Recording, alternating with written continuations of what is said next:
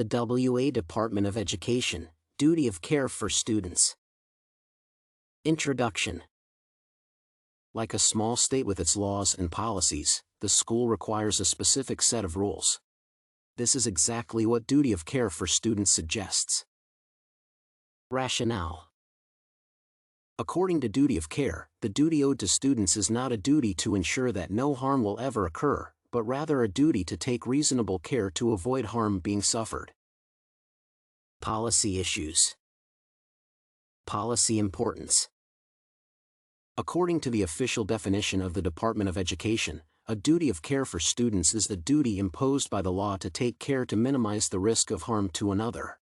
This predetermines the importance of the policy. Subjects of policy. Duty of care presupposes that the teaching staff, non-teaching staff, volunteers, and students should be subject to duty of care. Scenarios. In the case when students arrive at school earlier than the teacher does, it is obvious that the situation is getting out of control. Therefore, the necessary precautionary measures are to be taken. Left unattended, the students can face certain threats. This means that the school staff is supposed to offer supervision and certain activities for the students who arrive earlier. According to duty of care for students, where it is known that students arrive at school at a certain time, e.g. buses start delivering students from a particular time, the responsibility of the school to provide adequate supervision for the students commences at that time. Since the duty of care presupposes that the teaching staff is responsible for the students, the ones that come early must be taken due care of.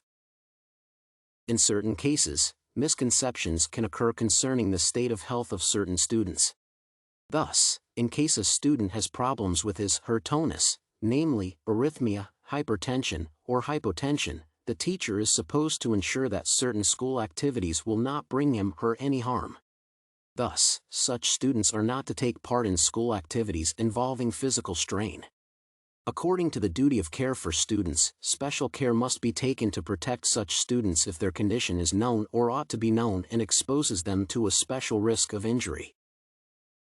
To prevent possible health problems and even injuries, a teacher should provide a student with a safer environment in this case.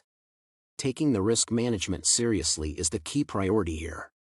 Since such students are highly subject to risk, they should be treated especially according to the medical instructions.